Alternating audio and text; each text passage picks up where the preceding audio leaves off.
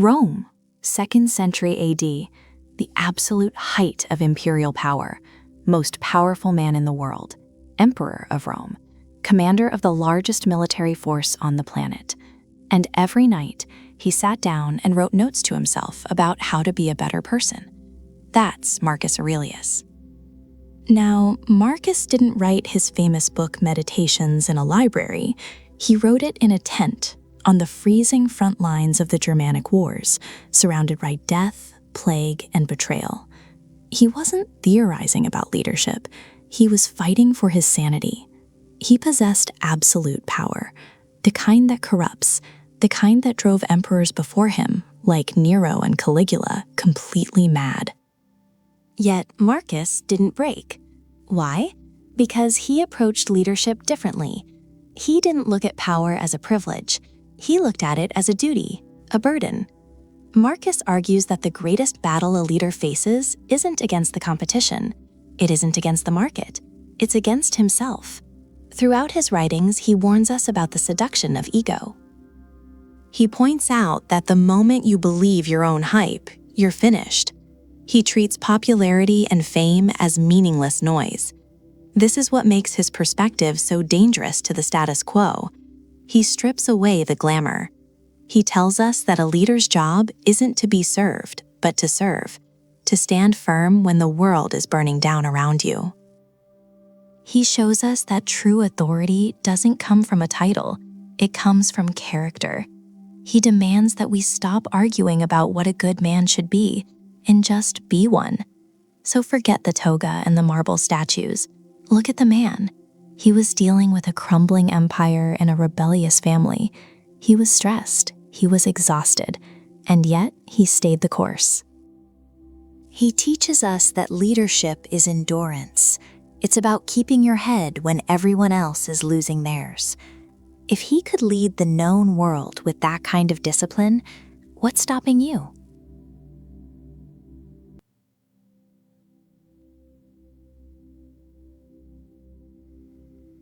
Marcus Aurelius didn't become one of the greatest leaders in history because he had the biggest army, or the most resources, or some divine right that made him untouchable.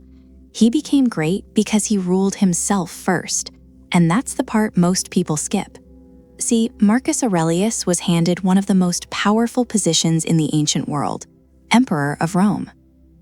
We're talking about an empire stretching across continents, millions of people, constant wars, political backstabbing, plagues, betrayal from people he trusted. The weight of that? Unimaginable. But here's what's fascinating. In the middle of all that chaos, on the battlefield, in the imperial court, surrounded by sycophants and enemies alike, Marcus Aurelius sat down and wrote to himself. Not speeches, not propaganda, private notes, honest, raw reflections about how to manage his own thoughts, his impulses, his emotions. That's what we now call meditations. And the very first lesson he teaches us is this: you cannot lead others if you can't lead yourself. Period. He argues that the mind is the one thing you actually control, not your circumstances, not other people's opinions, not the outcome of a battle. Your mind. That's it. And if you lose control of that, if you let fear run you, if you let anger dictate your decisions, if you let ego inflate your sense of importance, then it doesn't matter how much power you hold. You've already lost. Think about that for a second. Here's a man who could have done anything he wanted. Anything. He was the most powerful person on the planet at the time. But he didn't chase pleasure. He didn't hoard wealth. He didn't use his position to settle personal scores. He held himself to a standard that most people wouldn't even attempt in private, let alone while running an empire. And he warns us, repeatedly, that the mind left unchecked becomes your worst enemy. Not the barbarians at the border, not the senators plotting against you. Your own undisciplined mind. That's the real threat. Marcus Aurelius points out that every external battle is first won or lost internally. A leader who panics under pressure? That's not a leadership problem. That's a mind problem. A leader who lashes out when challenged? Mind problem. A leader who crumbles when things don't go their way? Same thing. So what did he do about it? He practiced every single day. He trained his mind the way a soldier trains for combat. He questioned his assumptions. He checked his ego. He reminded himself constantly that he was just a man, flesh and bone, temporary. That's not weakness. That's the ultimate strength. And here's the thing most people miss about Marcus Aurelius. He didn't write meditations for us. He wrote it for himself. These were his personal reminders. His mental reps, his way of staying grounded when the entire world was trying to pull him off center. He wasn't performing wisdom, he was practicing it. So before we talk about strategy, before we talk about decision-making, before we get into any of the tactical leadership lessons, this is the foundation. This is where it all starts. Rule your mind, or it will rule you. Marcus Aurelius understood that, and it's the reason his leadership still resonates over 2,000 years later.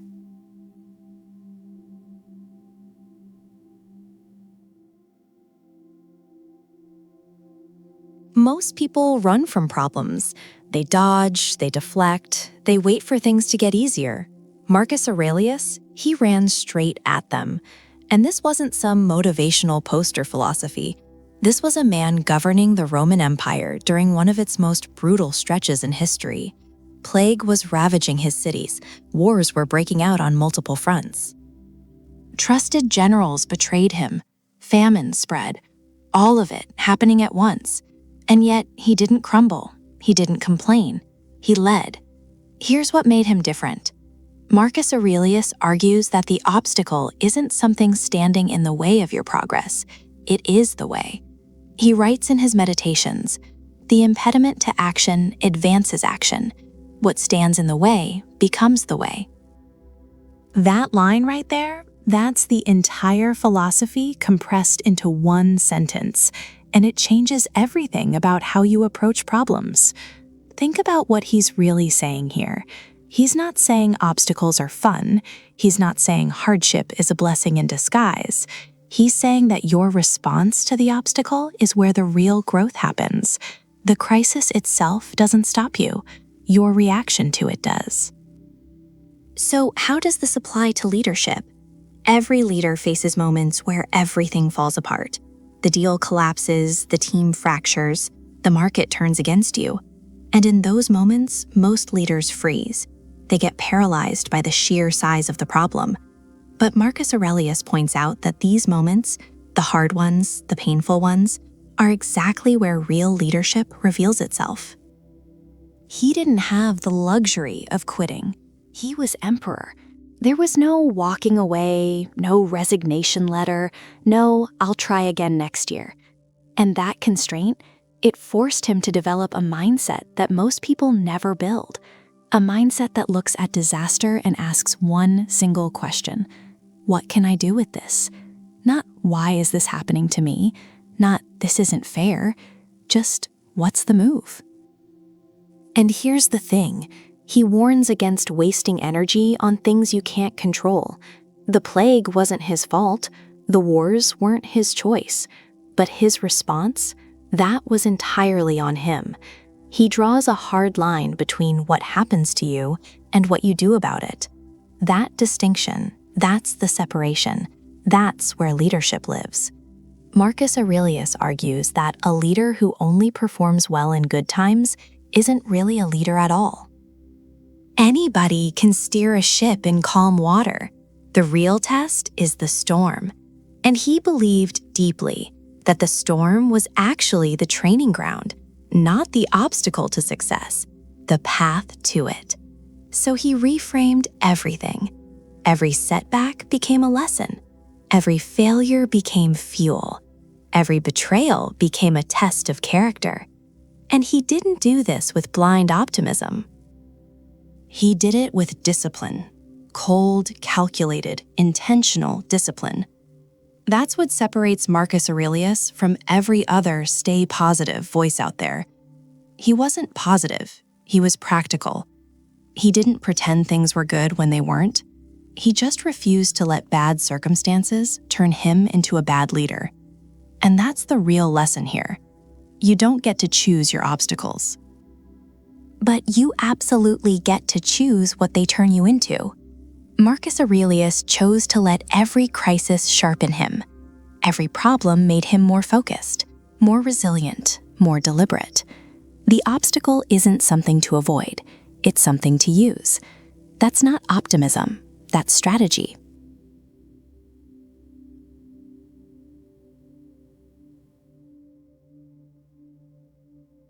Marcus Aurelius became the most powerful man in the known world, ruler of an empire stretching from Britain to Mesopotamia, and yet he never once believed the throne made him special. That's the first lesson, and it's one most people in power never learn. See, there's this line in his private journal, what we now call Meditations, where Marcus Aurelius essentially warns himself. He says, "Take care that you are not made into a Caesar. Don't be dyed purple." He's talking to himself here, the most powerful man on the planet, telling himself not to let the position go to his head. Let that sink in for a second. He understood something that most leaders, then and now, completely miss. A title is just a title. A corner office is just a room. A throne, it's just a chair. None of it makes you a leader. Not automatically, not ever. Marcus Aurelius argues that leadership isn't granted by position. It's earned through character, through discipline, through how you show up when no one's watching. And that's what makes him so different from almost every other ruler in Roman history. He didn't see the throne as a reward. He saw it as a responsibility, a weight. Something that could corrupt him if he wasn't careful. And he was careful, every single day. That's what Meditations really is. It's not some grand philosophical treatise written for the public. It's a man holding himself accountable in private, journaling, questioning his own motives, checking his own ego. The Emperor of Rome, sitting in his tent during a brutal military campaign, writing notes to himself about how to be a better person.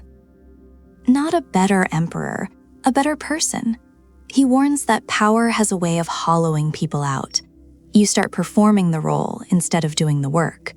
You start believing the applause. You start thinking the authority you hold is the same as the respect you've earned. But Marcus Aurelius points out, again and again, that those are two very different things. Authority can be given. Respect has to be built. And here's where it gets really practical. He didn't just philosophize about this, he lived it. He showed up to the Senate, he listened to advisors, even the ones he disagreed with. He made decisions based on principle, not popularity. He held himself to a higher standard than he held anyone else, not because he had to, because he believed that's what leadership actually demanded. So what's the lesson here? It's simple, but it's brutal. You don't become a leader when you get the title. You become a leader when you stop needing the title to do the right thing, when you hold yourself accountable before anyone else does, when you see power not as a privilege, but as a test. Marcus Aurelius sat on the most powerful throne in human history, and his greatest act of leadership, he never let it define him. He defined it. That's rare, 2,000 years ago, and honestly, it's even rarer today.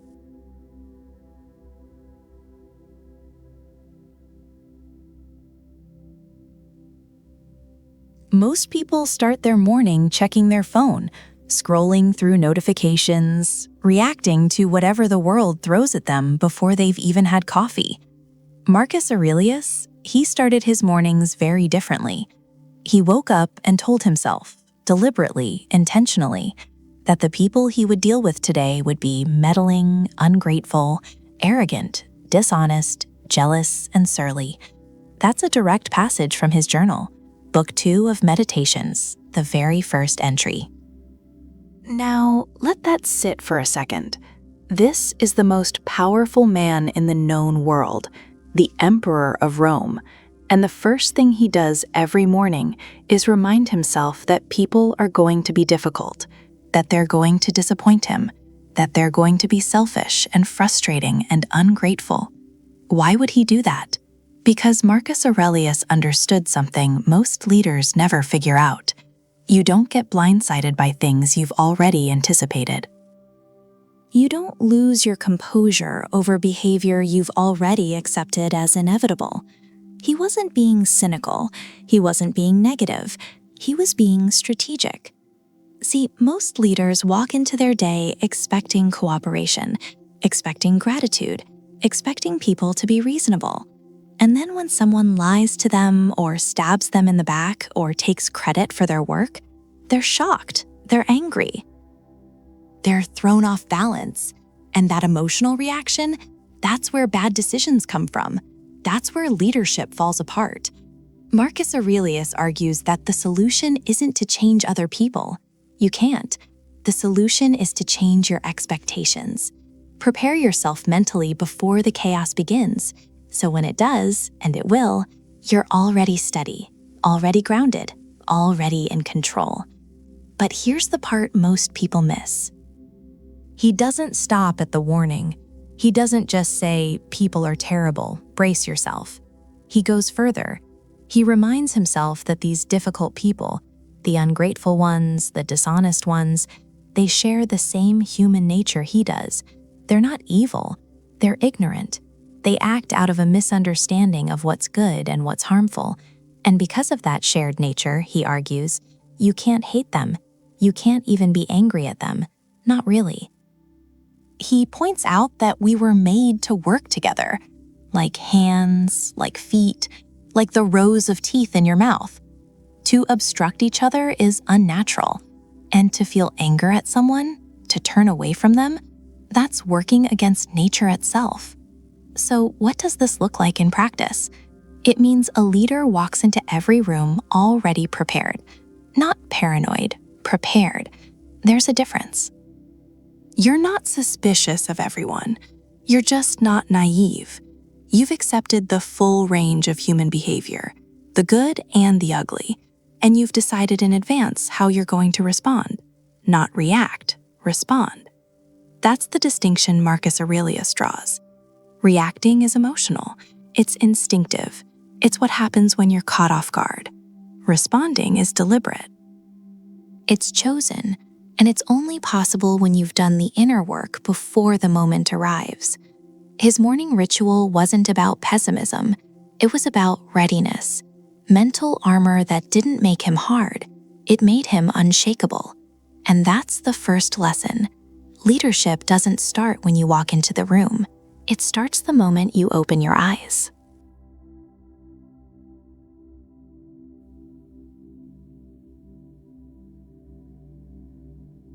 Here's something Marcus Aurelius understood that most people still don't get, even 2,000 years later. You cannot lead others if you can't lead yourself. And leading yourself? That starts with your emotions, not your strategy, not your vision, not your charisma, your emotions. Marcus Aurelius argues that the inner world comes first, always.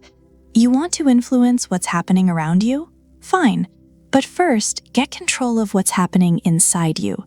Your thoughts, your reactions, your impulses. That's the real battlefield. And he didn't just theorize about this, he lived it. As Roman emperor, the man dealt with wars on multiple fronts, a devastating plague that swept through his empire, betrayals from people he trusted, political conspiracies that could have broken anyone. But he didn't break. He stayed grounded, steady, clear-headed. How? He built what he called the inner citadel, and this is one of the most powerful ideas in his journal, Meditations. The inner citadel is essentially a fortress inside your own mind, a space that is completely untouchable by external events. No crisis can breach it. No person can shake it. No setback can crack it. Unless, and this is the key part, unless you open the gates yourself. Marcus Aurelius argues that nothing outside of you has the power to disturb you. Nothing. It's your judgment about what's happening that creates the disturbance, not the event itself. So when something goes wrong, the damage isn't coming from out there. It's coming from in here, from the stories you tell yourself, from the meaning you assign to things. And he warns, most people are completely enslaved by their reactions. Something happens, they react. Someone says something, they explode. A setback hits, they spiral. That's not leadership. That's just emotional chaos wearing a title.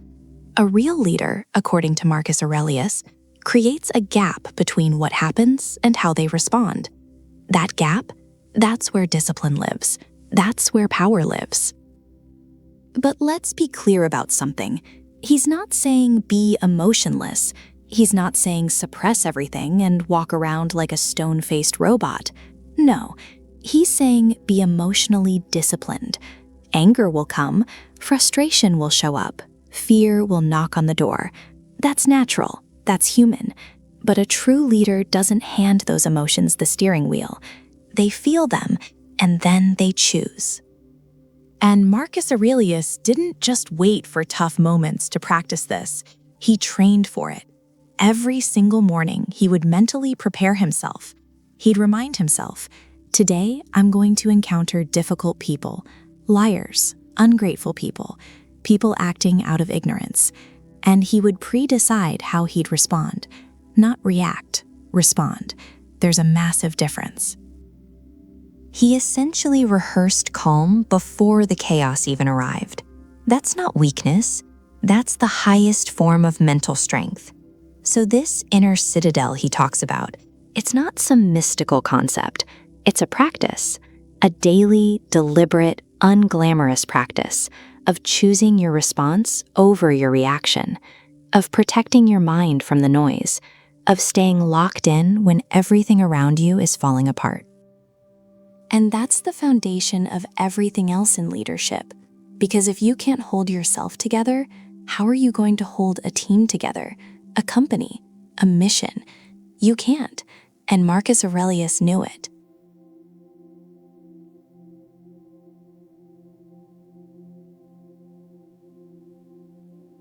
Marcus Aurelius had this concept he kept coming back to, over and over again, Sympatheia.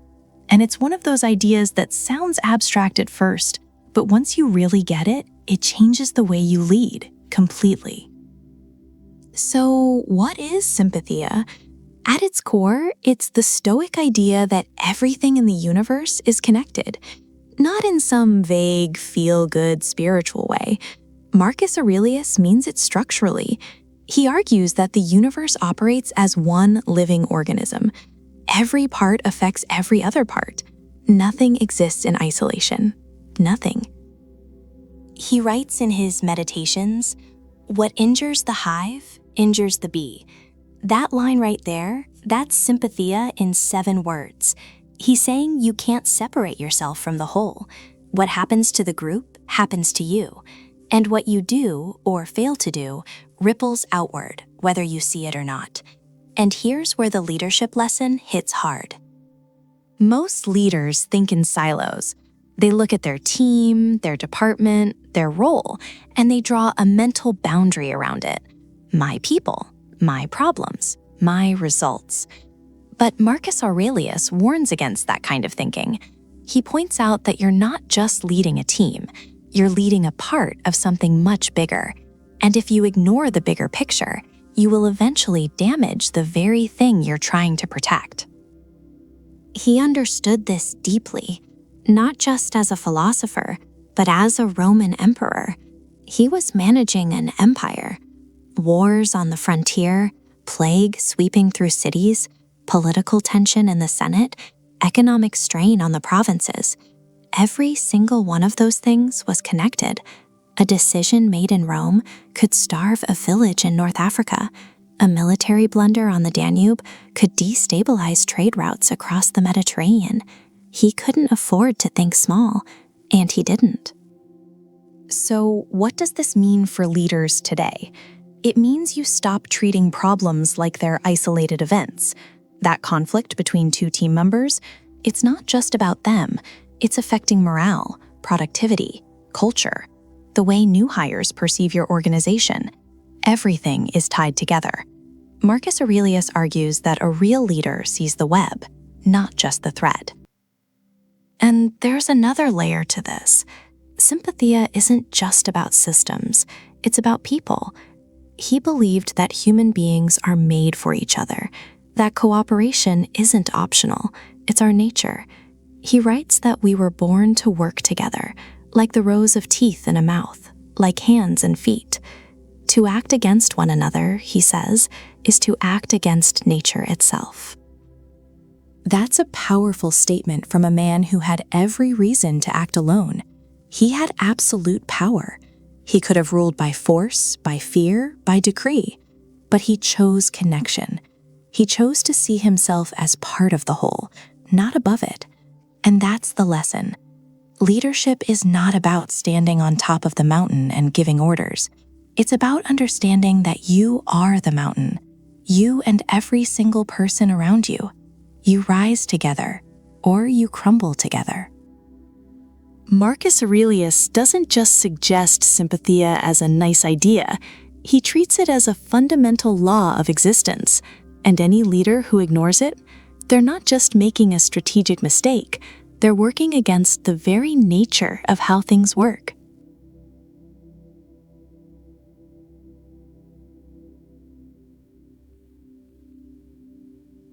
Here's something most people miss about Marcus Aurelius.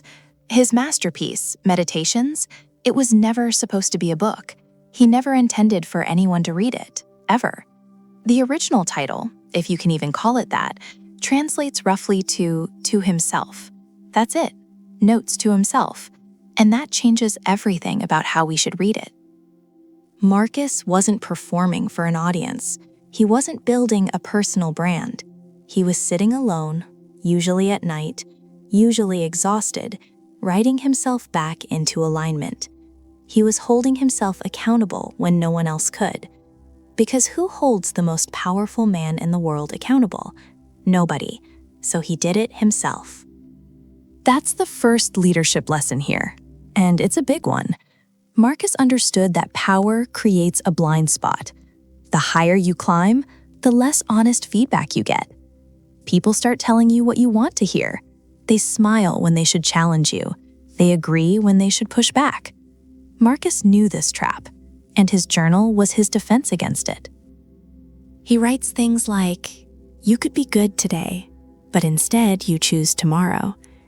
That's not philosophy. That's a man calling himself out.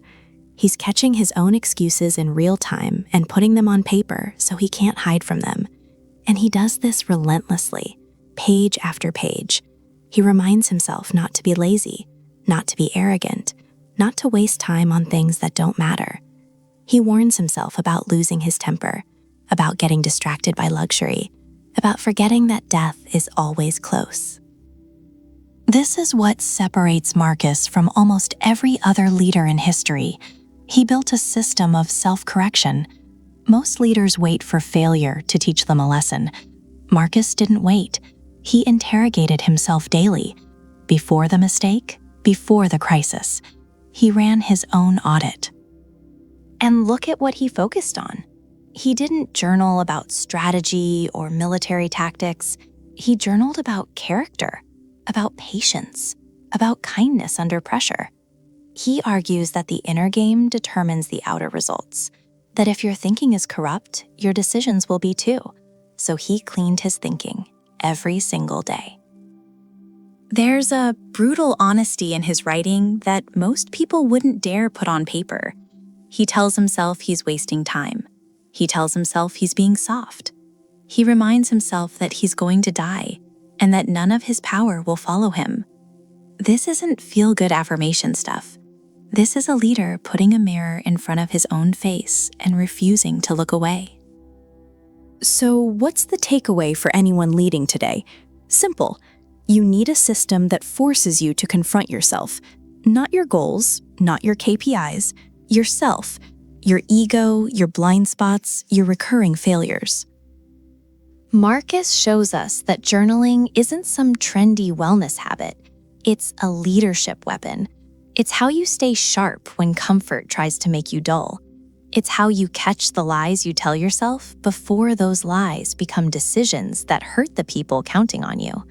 And here's the thing, he did this while running an empire, while fighting wars, while burying his own children.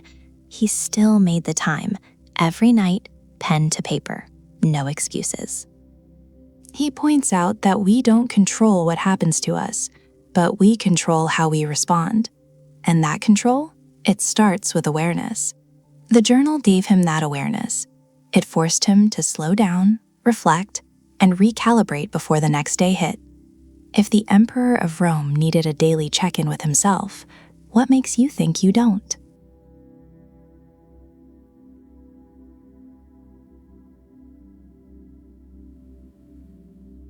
Marcus Aurelius never wanted to be emperor.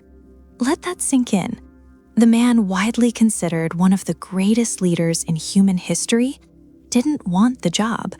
He wasn't scheming for the throne. He wasn't networking his way to the top. He wasn't whispering in the right ears or eliminating rivals. He was chosen. And when the weight of that responsibility landed on his shoulders, he didn't celebrate. He carried it. There's a massive lesson in that. Marcus Aurelius argues, through how he lived, not just what he wrote, that the best leaders are the ones who don't chase power. They accept it. They see it as duty, not reward. And that distinction, that changes everything about how you lead.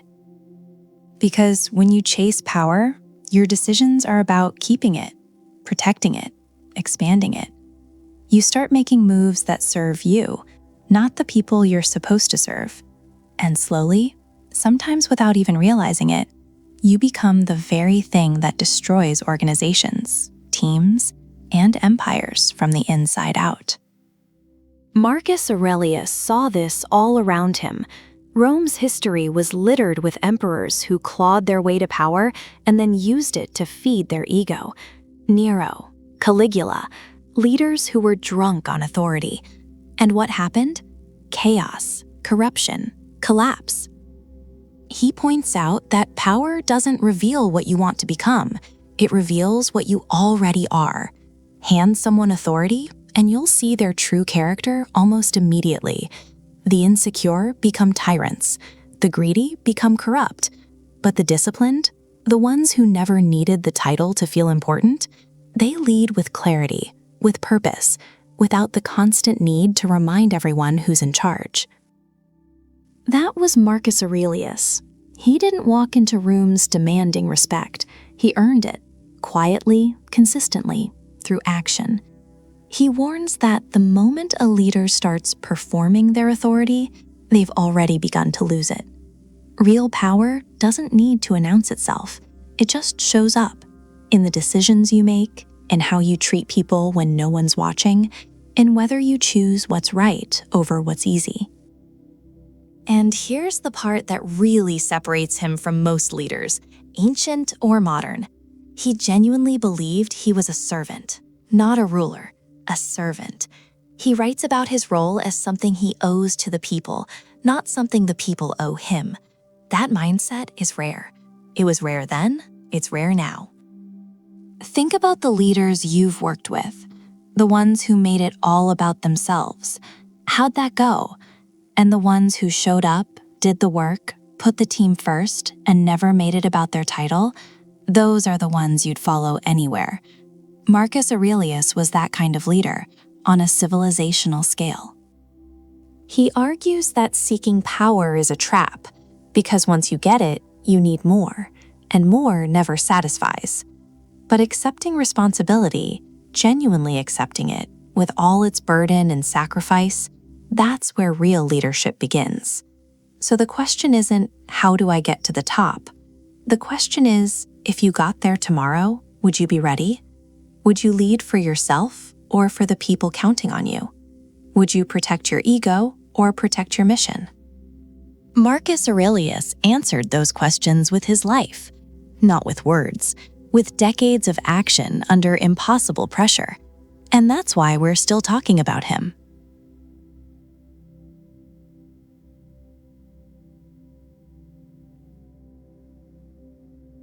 If you read his meditations, you won't find a man obsessed with power. You'll find a man obsessed with duty, with responsibility, with serving something bigger than himself. He writes about his role not as a privilege, but as an obligation. He argues that the position of emperor wasn't given to him so he could enjoy it. It was given to him so he could serve the people beneath him. Every decision, every policy, every sacrifice, it was for them, not for him. And that's a radical shift in thinking, especially for someone with that much power. Most leaders, then and now, get this backwards. They climb the ladder, they fight for the title, they chase the corner office, and once they get there, they expect to be served. Marcus Aurelius flips that entirely. He points out that the higher you rise, the more people depend on you. And the more people depend on you, the greater your duty to serve, not the other way around. He didn't eat lavish meals while his soldiers starved on the frontier. He was out there with them, in the cold, in the mud, on the battlefield. He spent years away from the comfort of Rome, living among his troops during the Marcomannic Wars, not because he had to, because he believed that's where a leader belongs, in the middle of the struggle, not above it. And here's where it gets even deeper. Marcus Aurelius argues that you can't lead people you don't understand, and you can't understand people you've never served alongside. Service builds empathy, it builds trust, it builds the kind of connection that no title or authority can manufacture. Think about the leaders you've respected most in your own life. Were they the ones who demanded respect? Or the ones who earned it, by showing up, by doing the work, by putting others first? That's exactly what Marcus Aurelius is getting at. He warns against leaders who are consumed by ego. He saw it happen constantly in Roman politics. Men who clawed their way to power and then used that power for themselves. And what happened? They lost the loyalty of their people. They ruled through fear instead of trust. And eventually, they fell. Marcus Aurelius understood something that most people never grasp. Authority given by a title is fragile. Authority earned through service is unbreakable. People don't follow a position, they follow a person, and they only truly follow a person who has shown, through action, not words, that they care. So he served every single day. Not because it looked good, not because it was expected, but because he genuinely believed that was the job.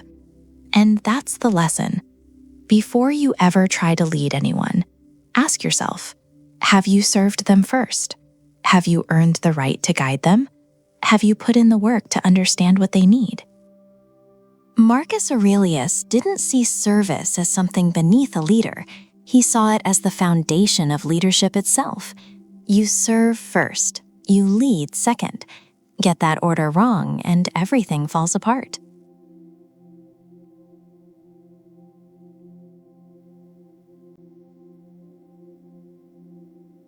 There's a passage in Meditations that stops people in their tracks.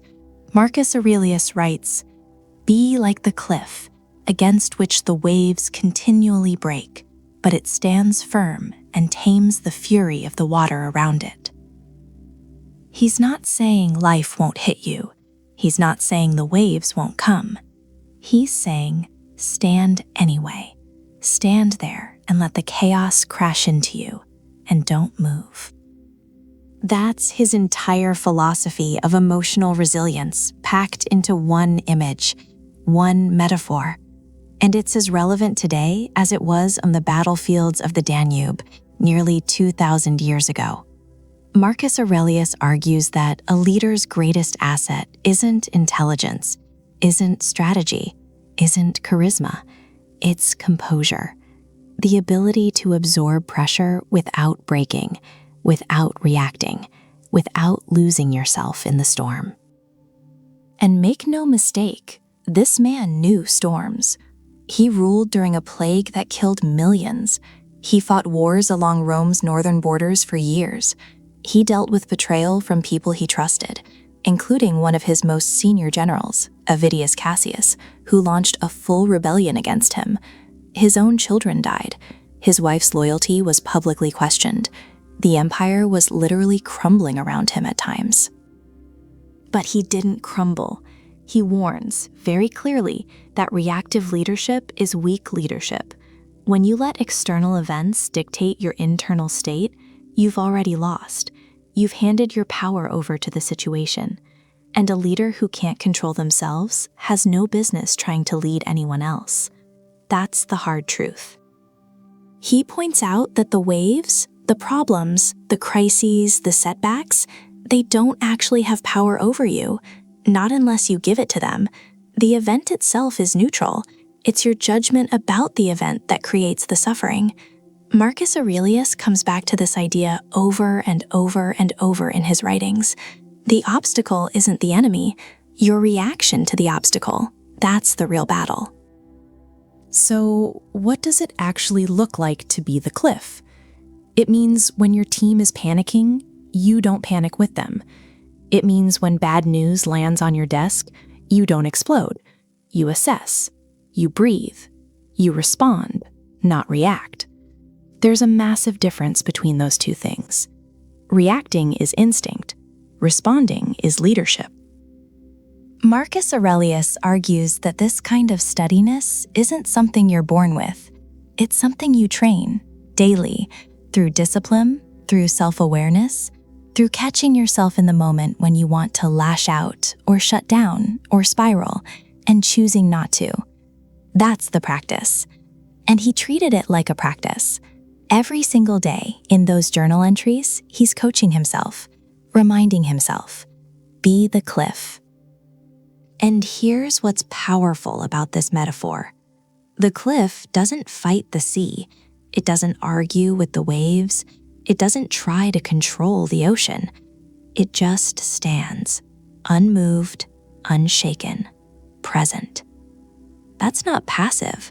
That's the most active form of strength there is, because it takes everything in you to not react when the world is falling apart around you. Most people think leadership is about bold action, big moves, loud decisions. But Marcus Aurelius flips that completely. He argues the hardest and most important move a leader can make is sometimes no move at all. Just stillness, just clarity, just standing firm while everything around you rages. Be the cliff. Let the waves tire themselves out.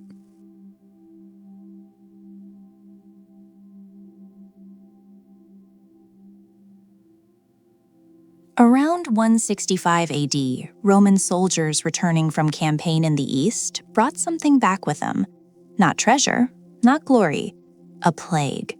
What historians now call the Antonine Plague, likely smallpox, and it ripped through the Roman Empire like nothing anyone had ever seen. At its peak, this plague was killing roughly 2,000 people a day in Rome alone. Some estimates suggest it wiped out 5 to 10 million people across the empire. Entire towns gone. Military units decimated. The workforce that kept Rome's economy running gutted. And it didn't come and go quickly. It lingered, waves of it, for years. So now think about what Marcus Aurelius was dealing with. A massive death toll, a collapsing economy, trade routes disrupted, tax revenue plummeting because the people who paid taxes were dead. A military stretched thin because the soldiers who were supposed to fight were either sick or buried. And on top of all that, Germanic tribes on the northern border saw the weakness and invaded. Everything, all at once. Most leaders crack under that kind of pressure. They panic, they blame, they disappear. They hoard resources for themselves and their inner circle. History is full of rulers who did exactly that. Marcus Aurelius didn't. He sold off imperial possessions, gold, silk, artwork, even furniture from the imperial palace, to fund the war effort and provide relief.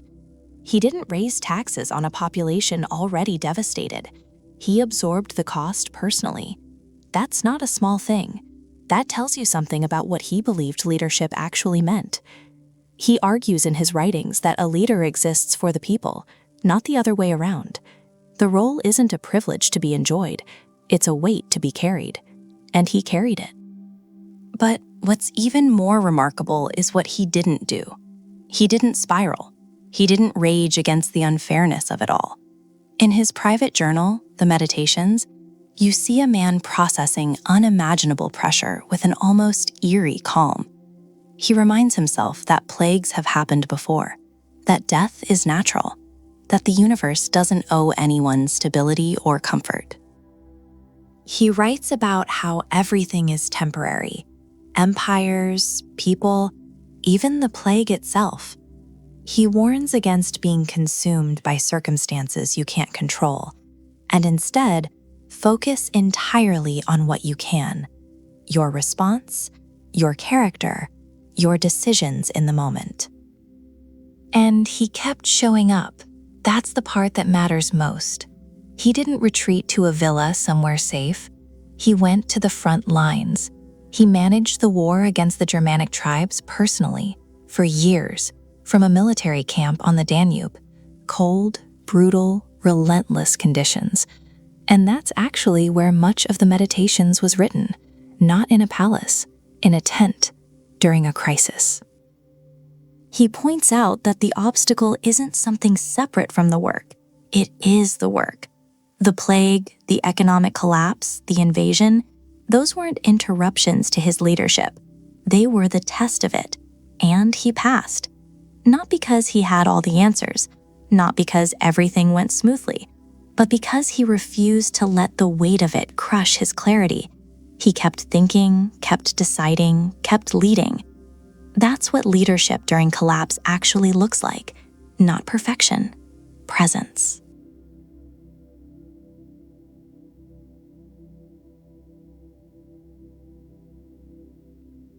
Marcus Aurelius doesn't just argue for accepting what happens to you. He goes way further than that. He argues that you should love it, fully, completely. Not in some delusional, toxic positivity kind of way, but with a deep understanding that everything, the good, the bad, the brutal, is part of the whole, and you don't get to pick and choose which parts of life you're willing to take. This is the essence of what the Stoics called Amor Fati, love of fate, and Marcus Aurelius embodied this idea more than almost anyone in history. Think about what this man went through. He buried multiple children. He led an empire through one of the deadliest plagues in ancient history. He spent years on the frozen front lines of war, far from Rome, far from comfort. And there's strong historical evidence that people close to him conspired against him. This wasn't a man living an easy life who casually journaled about acceptance. This was a man in the fire, writing from inside the fire. And yet, in Meditations, he writes that everything that happens is not only bearable, it's necessary. He argues that the universe operates as a whole, one connected, rational system. And your life, your specific challenges, your specific losses, your specific pain, is part of that system, not separate from it, not a mistake, not a punishment, part of it. So when something hits you that you didn't plan for, and it will, Marcus Aurelius says don't shrink from it, don't curse it, move toward it, use it. And here's where this becomes a leadership lesson that most people miss. Leaders face things they can't control all the time. Market crashes, team members quitting at the worst possible moment, projects falling apart, reputations being attacked. That's just the job. And the natural human response is to resist, to complain, to spiral into, why is this happening to me? Marcus Aurelius points out that this response is a complete waste of energy because the thing already happened. It's already real. Your resistance doesn't undo it. Your frustration doesn't reverse it. All it does is drain you, mentally, emotionally, at the exact moment you need to be sharp. But loving your fate, that changes everything, because now you're not fighting reality, you're working with it. You're asking a different question, not why did this happen, but what does this make possible? And that shift, that tiny, brutal shift in perspective, is what separates leaders who crumble from leaders who endure. Marcus Aurelius also makes a subtle but important distinction here. Amor Fati is not passive resignation. It's not lying down and letting life steamroll you. It's the opposite. It's an active, aggressive embrace of whatever comes. You take the hit, you absorb it, and then you move. With clarity, with purpose, with zero energy wasted on wishing things were different. He writes that a blazing fire turns everything thrown into it into fuel. More material gets tossed in, and the fire just burns brighter. That's the image he uses, and that's the mindset he's prescribing. Don't be the kind of leader who is extinguished by obstacles. Be the kind of leader who is fueled by them. That's Amor Fati, not a feel-good philosophy, a survival strategy, a leadership weapon. And Marcus Aurelius forged it in a life that gave him every reason to break, but never did.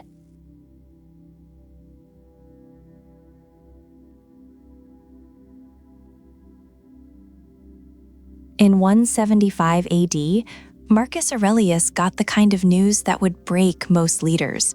One of his most trusted generals, Avidius Pratius, declared himself emperor, a full-blown rebellion, not from some distant enemy, not from a barbarian warlord, from one of his own. Cassius had been one of Marcus Aurelius's top military commanders, loyal, effective, ruthless on the battlefield. He'd helped crush revolts in the East and had earned enormous respect from the legions. And then he turned. Reports had spread that Marcus Aurelius was dead or dying, and Cassius seized the moment. He proclaimed himself Emperor of Rome. Now, think about what most leaders would do in that situation. You'd want blood. You'd want to make an example. You'd want to send a message so loud that no one would ever dare try it again. That's the instinct. That's what power usually does when it's threatened. But Marcus Aurelius didn't do that. He didn't rage, he didn't order a massacre, he didn't even speak about Cassius with hatred. Instead, he marched east, prepared to confront the rebellion, and made something very clear to those around him. He wanted Cassius taken alive, not executed, not tortured, alive. He argued that mercy was the stronger move, not because he was soft, but because he understood something most leaders miss. Revenge doesn't solve the problem, it just creates a new one. You kill a traitor publicly, and sure, you send a message, but you also breed fear, resentment, and the next betrayal just goes deeper underground. Marcus Aurelius didn't get the chance to pardon Cassius in person. Cassius was killed by his own soldiers before Marcus could reach him. But here's what's remarkable. Marcus Aurelius was disappointed. He actually expressed regret. He'd wanted the opportunity to forgive the man who tried to steal his empire. Let that sink in. And he didn't stop there. After Cassius was dead, his followers, the people who had supported the rebellion, were terrified. They expected purges, executions, the full weight of Roman vengeance. But Marcus Aurelius refused. He ordered that Cassius's family be spared. He burned the correspondence between Cassius and other conspirators without reading it. He didn't want to know who else had betrayed him, because he knew if he read those letters, he'd be forced to punish people. And he didn't want punishment. He wanted unity. That's not weakness. That's leadership at its most disciplined.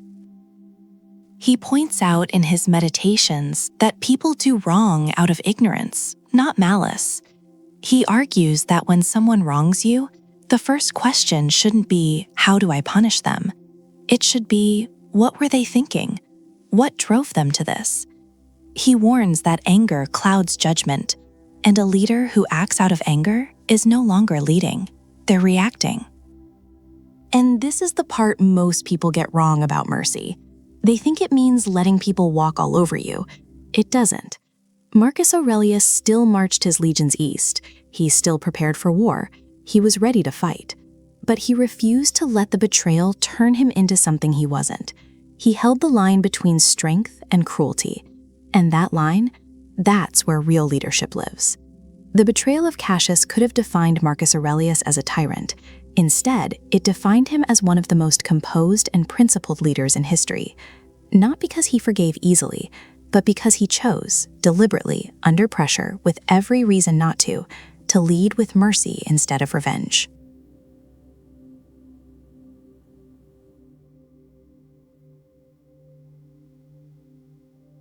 Marcus Aurelius had a metaphor that should be tattooed on the brain of every leader alive. He compared the empire to a beehive, and himself, not the owner, the protector. That distinction matters more than you think. See, most leaders, then and now, operate like owners. They see the organization as theirs. The people work for them. The profits belong to them. The decisions flow from them. Everything revolves around them. Marcus rejected that entirely. He argues that a leader exists for the group, not the other way around. The hive doesn't serve the beekeeper serves the hive. His job is to protect it, to make sure it thrives, to keep threats away. And when things go wrong, he's the one who takes the hit, not the bees. This wasn't just a nice idea for Marcus. He lived it. When plague swept through Rome, the Antonine Plague, which killed millions, he didn't retreat to a palace. He sold imperial furniture and royal possessions to fund the war effort and relief programs. He auctioned off gold goblets, silk robes, even statues from the imperial palace. He chose the hive over his own comfort, every single time. And that's what makes this lesson so uncomfortable. Because most people say they lead for others, but when the pressure comes, they protect themselves first. Marcus warns against this. He points out that the moment a leader prioritizes self-preservation over the mission, the entire structure starts to rot. Trust breaks, loyalty disappears, and once that's gone, no title or authority can save you. He also understood something subtle but critical. A protector doesn't control. He creates the conditions for others to do their best work. Marcus didn't micromanage his generals or his governors. He gave them clarity, gave them purpose, and then got out of the way. He believed that people perform best when they feel trusted, not watched. But here's where it gets really interesting. Marcus didn't just protect the hive from external threats, he protected it from himself. He knew that an unchecked emperor was the most dangerous thing in Rome, so he constantly reminded himself to stay humble, stay restrained, don't overreach, don't let the purple robe change who you are. He writes about this over and over in Meditations. He tells himself, don't act like you'll live forever. He reminds himself that he's just a man, flesh and bone, temporary. He argues that the empire will outlast him, and it should, because a leader who builds something that collapses without him hasn't really built anything at all. That's the protector mindset. You're not the point. The hive is the point. Your job is to leave it stronger than you found it, not to extract from it, not to brand it with your name, not to make it dependent on you, but to serve it so well that it barely notices when you're gone. And this is where modern leadership gets it so wrong. We celebrate the loud ones, the disruptors, the ones who put their face on everything. Marcus would have looked at that and called it what it is: ego dressed up as vision. He shows us that real leadership is quiet, it's thankless, it's behind the scenes. You don't protect the hive for applause. You do it because that's the job, period. So ask yourself this: are you leading your team like you own them or like you owe them? Because Marcus Aurelius made his answer very clear, and history remembers him for it, not because he conquered the most, but because he served the hardest.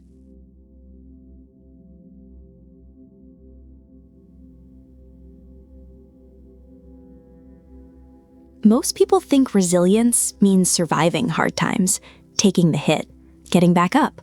And yeah, that's part of it. But Marcus Aurelius took it further, way further. He didn't just endure difficulty, he used it. That's the difference between someone who's tough and someone who's anti-fragile. Tough people absorb the blow. Anti-fragile people get stronger because of it. And Marcus Aurelius, he built his entire leadership philosophy around that idea, centuries before anyone had a word for it. Let's talk about what this man actually faced, because it wasn't theoretical. It wasn't some philosophical exercise in a comfortable study. He dealt with a plague that killed millions across the Roman Empire, the Antonine Plague, one of the deadliest pandemics in ancient history. It decimated his army, it crippled the economy. It created fear and disorder on a scale most of us can't even comprehend. On top of that, constant military conflict, Germanic tribes pushing into Roman territory, wars that dragged on for years. He spent the better part of his reign not in Rome, but on the front lines, living in camps, making life and death decisions in real time. And if that wasn't enough, betrayal. One of his most trusted generals, Avidius Cassius, launched a rebellion against him. A man he relied on, a man he believed in, turned on him. Now, most leaders would crack under one of those. Marcus Aurelius faced all of them simultaneously. But here's what he argues, and this is crucial. He says the obstacle is not in the way, it is the way. He doesn't see hardship as something that interrupts leadership. He sees it as the very thing that defines it. Without the pressure, there's no growth. Without the resistance, there's no strength. The fire doesn't destroy the leader, it forges one. He points out that you don't get to choose what happens to you. You only get to choose how you respond. And that response, that's where your power lives. Not in controlling events, in controlling yourself within those events. And he practiced this relentlessly. When the plague hit, he didn't hide. He sold imperial furnishings to fund the war effort and the relief. When Cassius betrayed him, he didn't go on a revenge campaign. He showed restraint. He even expressed regret when Cassius was killed, because he wanted to show him mercy. Not weakness, mercy. There's a difference. That's anti-fragile leadership. It's not about pretending everything's fine. It's not about toxic positivity or gritting your teeth and powering through. Marcus Aurelius warns against that too. He says denial isn't strength, awareness is. He argues that a real leader looks at the crisis head-on, accepts it for what it is, doesn't wish it away, doesn't waste energy on why me, and then moves, adapts, finds the opportunity buried inside the obstacle. Every setback Marcus Aurelius faced made his leadership sharper, more focused, more grounded. He didn't just bounce back to baseline, he came back operating at a higher level. That's not resilience in the traditional sense. That's evolution under pressure. And the lesson for us? Stop waiting for the perfect conditions to lead well. They're not coming. The chaos, the setbacks, the betrayals, that's not the stuff that gets in the way of great leadership. That is the curriculum. Marcus Aurelius understood that. He didn't just survive one of the most turbulent periods in Roman history, he led through it, and he came out the other side, not broken, refined. That's anti-fragile, and that's the standard.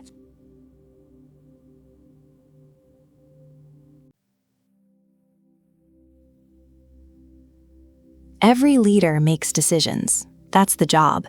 But here's the thing. Most leaders make decisions based on emotion, fear, ego, pressure from the crowd, and that's exactly how bad decisions get made. Marcus Aurelius had a completely different approach. He built a framework, a mental system for cutting through the noise and getting to what actually matters. And it starts with one brutal question: is this within my control? Marcus Aurelius argues that most of the things we stress about, most of the things that cloud our judgment, they're completely outside our control. Market conditions, other people's opinions, the weather, politics, what someone said about you behind your back.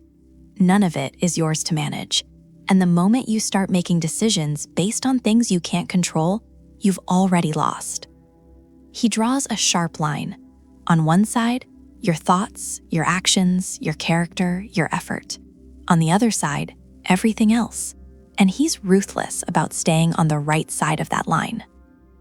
So, what does this look like in practice?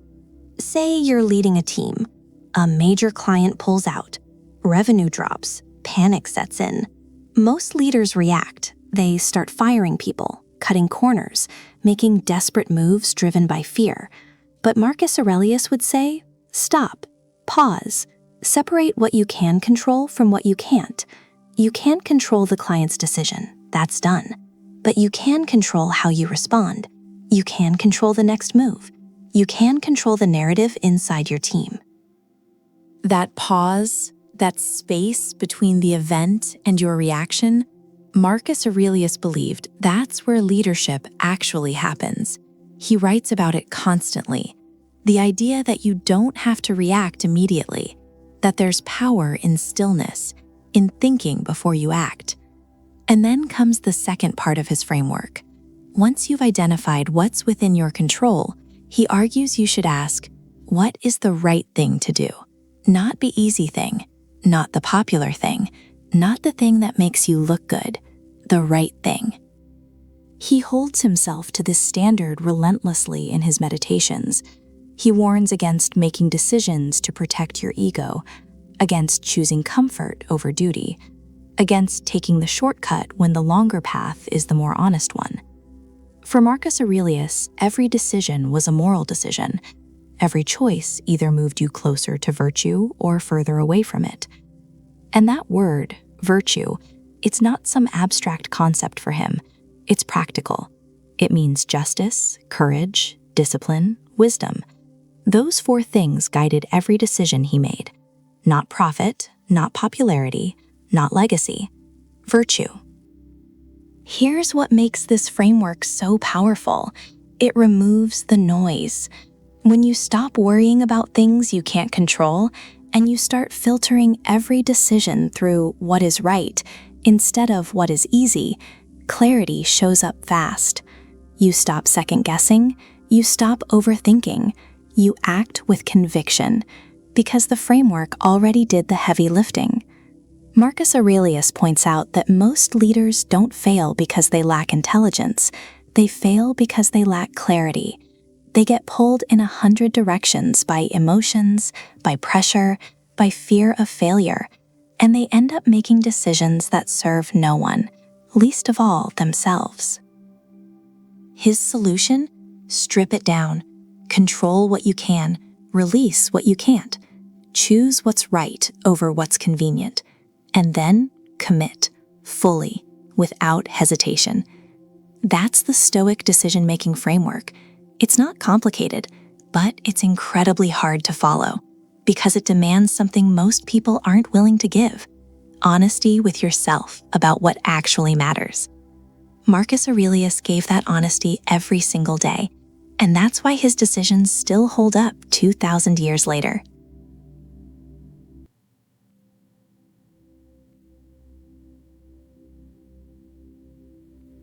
Marcus Aurelius isn't saying bad things don't happen.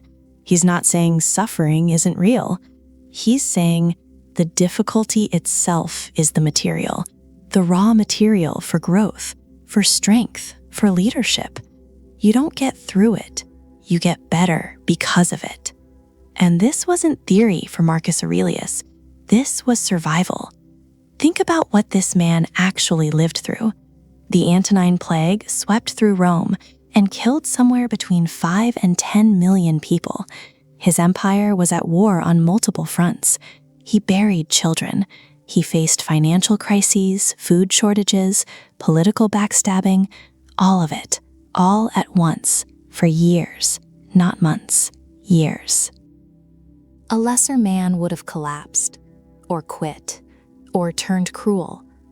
But Marcus Aurelius argues that misfortune isn't a punishment, it's an assignment, and the only real failure is refusing to meet it.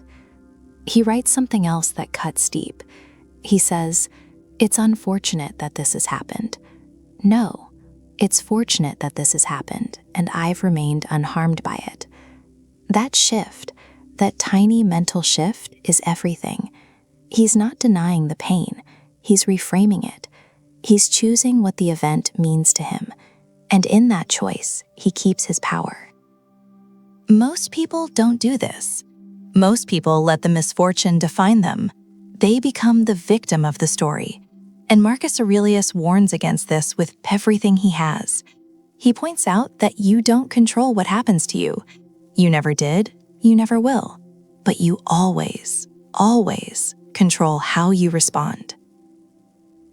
That's not just Stoic philosophy. That's the foundation of every great leader who's ever walked through fire and come out the other side still standing. And he goes further. He argues that difficult times are actually a test of character, not a destruction of it. The pressure doesn't create cracks, it reveals them. So when things fall apart, you finally get to see who you really are. Not who you think you are, not who you tell people you are, who you actually are when it counts. That's uncomfortable, but it's true. He also warns against the trap of comparison. When you're going through something brutal, the worst thing you can do is look at someone else's life and think they've got it easier. Marcus Aurelius points out that everyone carries a burden, everyone, and your job isn't to measure your suffering against theirs. Your job is to carry your own weight with dignity. So what does this look like in practice? It looks like showing up on the worst day and still making the decision that needs to be made. It looks like not letting a failure become your identity. It looks like getting knocked down hard and asking yourself, what can this teach me? Instead of, why is this happening to me? Marcus Aurelius didn't avoid suffering. He walked straight into it, and he used it. Every loss, every setback, every betrayal. He turned it into fuel, not with optimism, not with denial, with discipline, with perspective, with a relentless refusal to let the world break him from the inside. That's the lesson. Misfortune is coming. It always is. The question isn't whether you'll face it. The question is, what will you do when it arrives?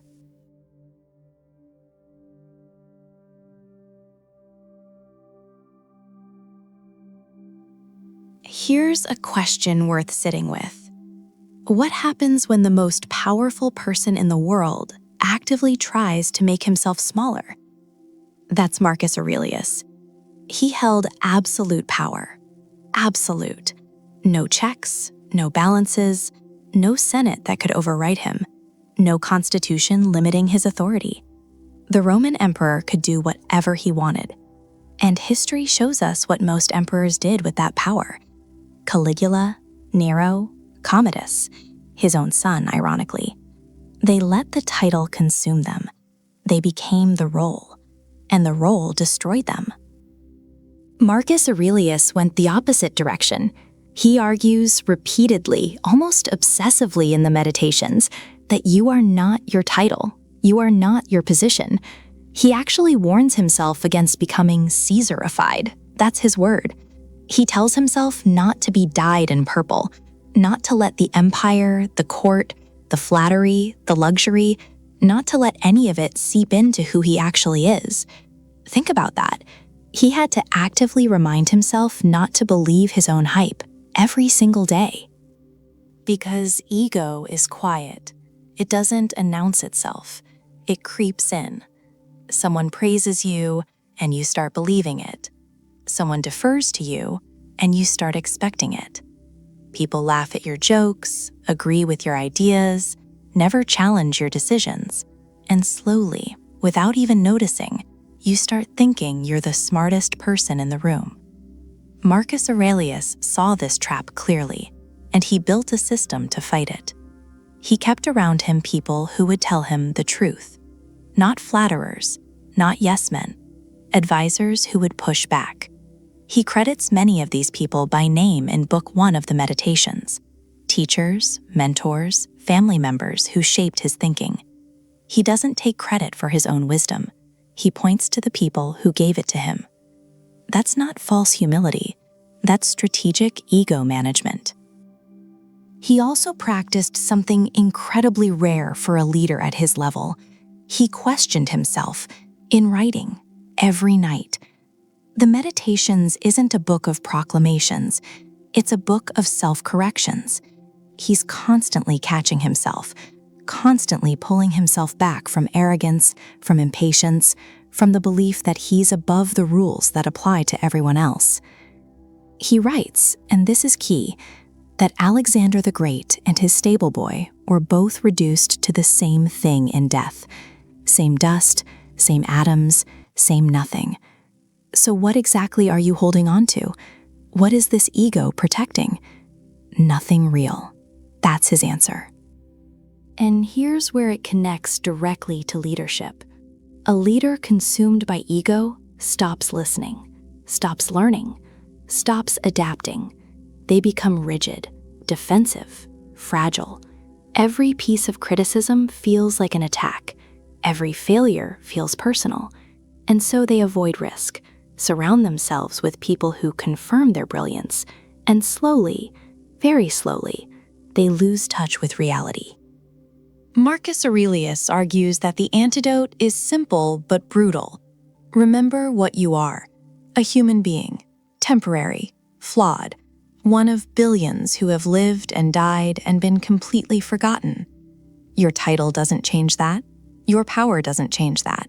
Nothing changes that. He doesn't say this to be depressing. He says it to be freeing. Because once you let go of the need to be seen as great, you can actually focus on doing great work. The ego is noise. The work is signal. And the best leaders, the ones who last, the ones who matter, they learn to tell the difference. Marcus Aurelius didn't just learn it. He lived it every single day while running an empire.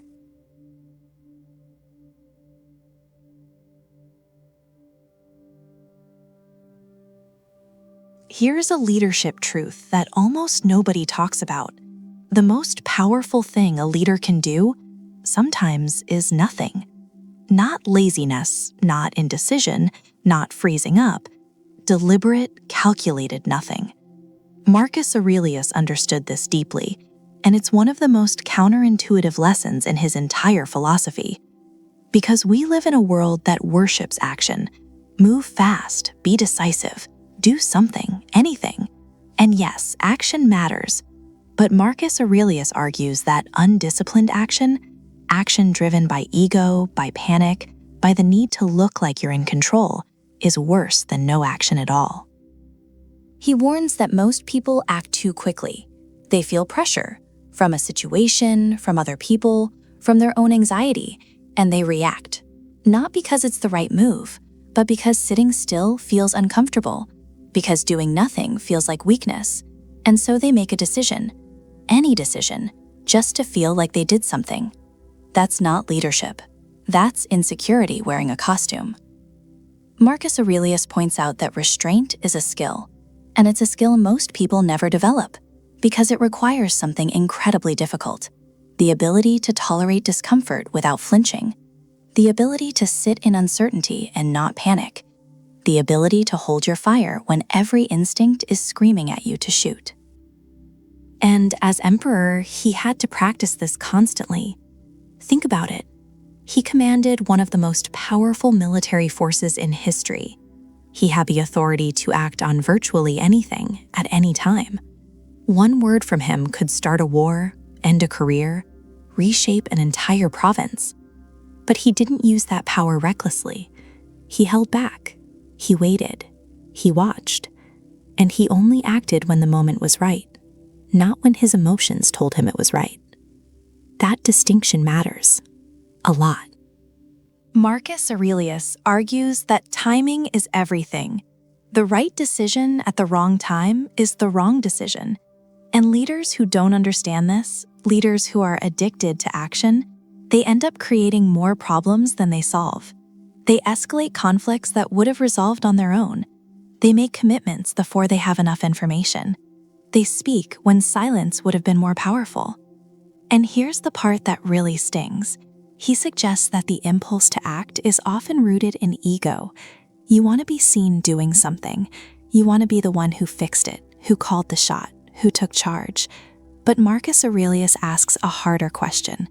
Is this action serving the situation, or is it serving your need to feel important?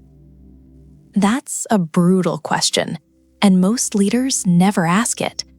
He also makes a connection between restraint and clarity. When you don't act immediately, you create space. Space to think, space to observe, space to see the full picture, instead of just the fragment that triggered your reaction. And from that space, real clarity emerges. Not reactive clarity, not emotional clarity, the kind of deep, grounded clarity that leads to the right move at the right moment. So restraint, in Marcus Aurelius's framework, isn't passive. It's one of the most active things you can do. It takes more strength to hold back than to charge forward. It takes more discipline to wait than to react. And it takes more courage to do nothing in a moment when everyone around you is demanding action. He doesn't argue that leaders should never act, of course not. But he argues that leaders should never act just for the sake of acting. Every move should be intentional, measured, timed. Because sometimes the best move is no move at all.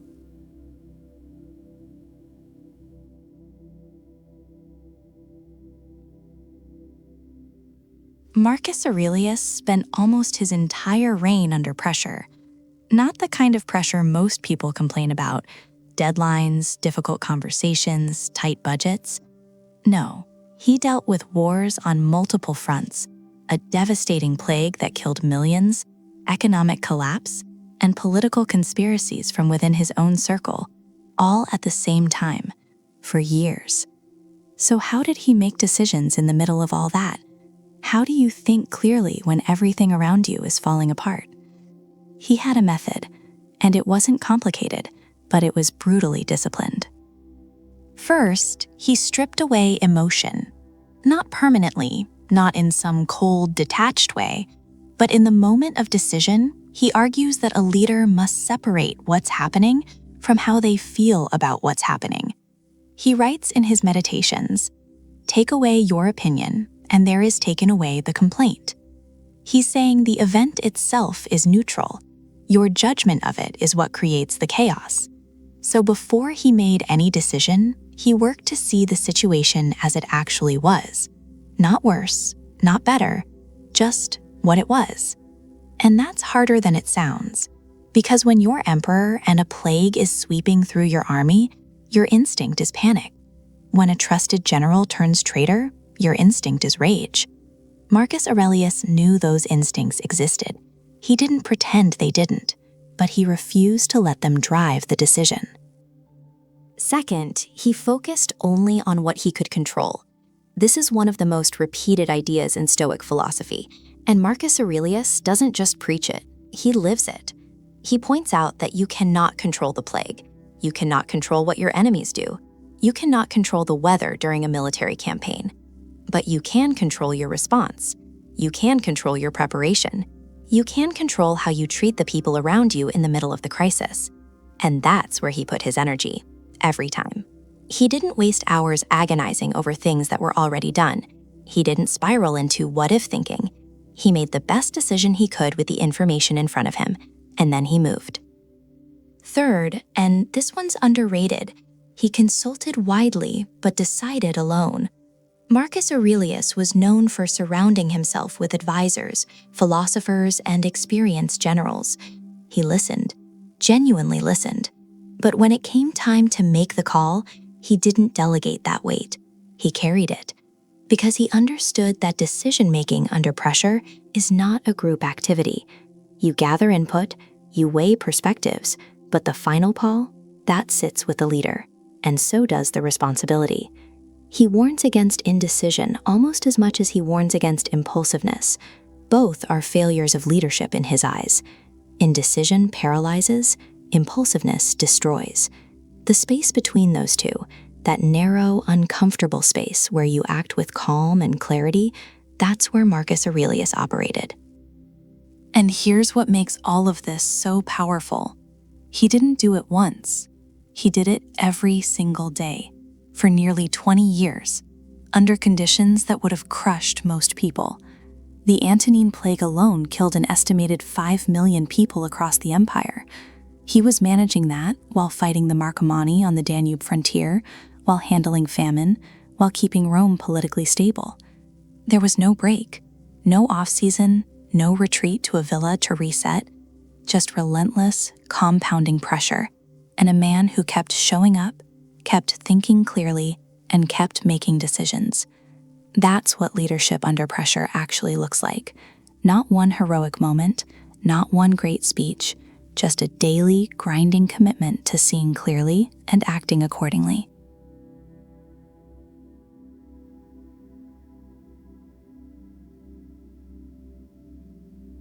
Most people get this completely backwards. They go easy on themselves. They make excuses for their own laziness, their own shortcuts, their own lack of discipline. But the moment someone else slips up, they're ruthless, judgmental, unforgiving. Marcus Aurelius flips this entirely on its head. He argues for a very specific kind of double standard, one that most leaders never adopt. Be hard on yourself. Be gentle with others. Hold yourself to a standard so high it's almost unreasonable. But when it comes to the people around you, give them room, give them grace, give them the benefit of the doubt. And this wasn't just some nice philosophical idea he jotted down. He was the emperor of Rome, the most powerful man in the known world.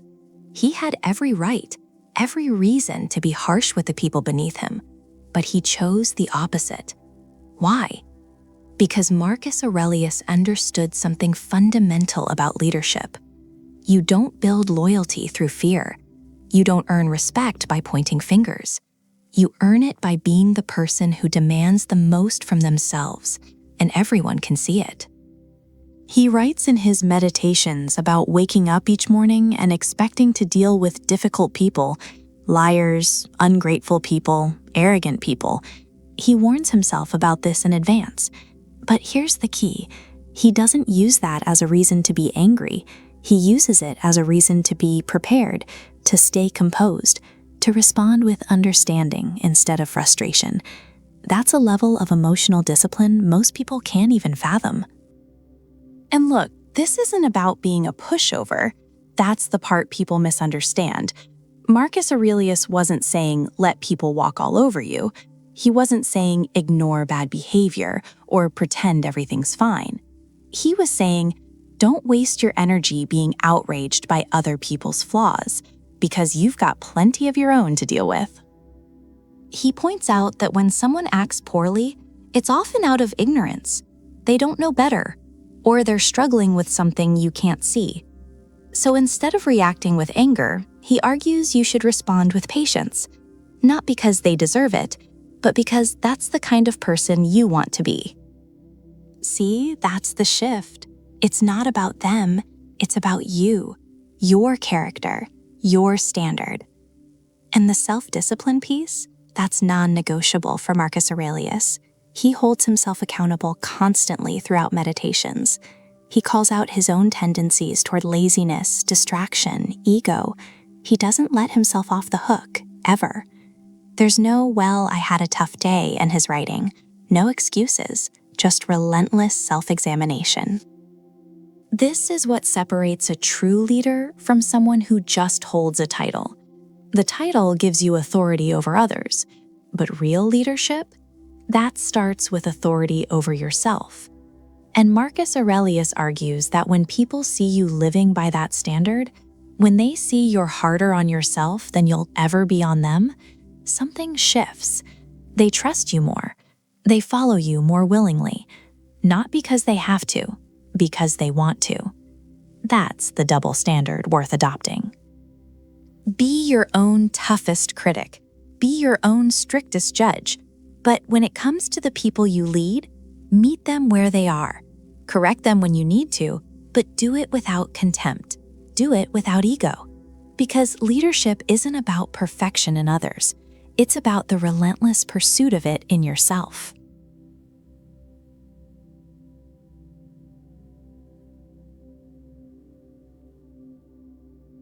Most people think leadership is about making bold moves, big speeches, grand decisions. But Marcus Aurelius, he argues the real test of a leader isn't what you do, it's what you don't do. It's the reaction you hold back, the outburst you swallow, the impulse you refuse to obey. And that's a lesson most leaders never learn. Marcus Aurelius didn't lead from some comfortable palace disconnected from pressure. He was emperor during one of the most brutal periods in Roman history. Wars on the frontier, a devastating plague sweeping through the empire, betrayal from people he trusted. The man had every reason to lose it, every reason to let his emotions drive his decisions. But he didn't. He writes in his meditations, and this is key: you have power over your mind, not outside events. Realize this, and you will find strength. That's not a motivational quote for a coffee mug. That's a survival philosophy. He's saying the moment you let external chaos dictate your internal state, you've already lost. You've handed the wheel to someone else, or worse, to something else: your anger, your fear, your ego. And here's where it gets real. Marcus Aurelius warns that anger, the emotion most leaders confuse with strength, is actually weakness in disguise. He calls it out directly. He points out that it's easy to react.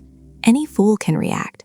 But a real leader absorbs the hit, processes it, then responds with clarity.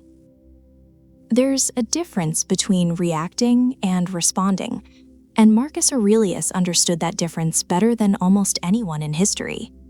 Think about it.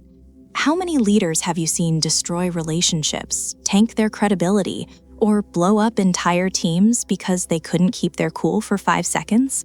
One emotional outburst. That's all it takes. One moment where the mask slips and everything you've built starts to crack. Marcus Aurelius knew this. He was surrounded by sycophants, rivals, and threats, constant provocations. But he made a deliberate choice, again and again, not to be what he calls a puppet pulled by strings of impulse. That image is powerful. A puppet. No control. No autonomy. Just yanked around by whatever emotion shows up. He refuses to be that. And he doesn't argue for suppression either. This isn't about bottling everything up and pretending you're fine. That's not restraint. That's a ticking bomb. What Marcus Aurelius advocates is something deeper. It's awareness. He argues that you should observe your emotions like a detached witness. See the anger rising, acknowledge it, but don't let it sit in the driver's seat. He puts it bluntly: how much more grievous are the consequences of anger than the causes of it? Read that again. He's saying the damage you do while angry is almost always worse than the thing that made you angry in the first place. And that's a truth most people learn too late. So, what's the takeaway here? Marcus Aurelius makes the case that emotional restraint isn't passive. It's not weakness. It's not indifference. It's the most active, demanding form of discipline a leader can practice. It's choosing, in the heat of the moment, when everything in you wants to explode, to stay steady, to stay deliberate, to lead with your mind and not your emotions. That's not easy. He never says it is, but he argues it's the foundation everything else is built on. Without it, strategy doesn't matter, vision doesn't matter, authority doesn't matter. because a leader who can't lead themselves can't lead anyone.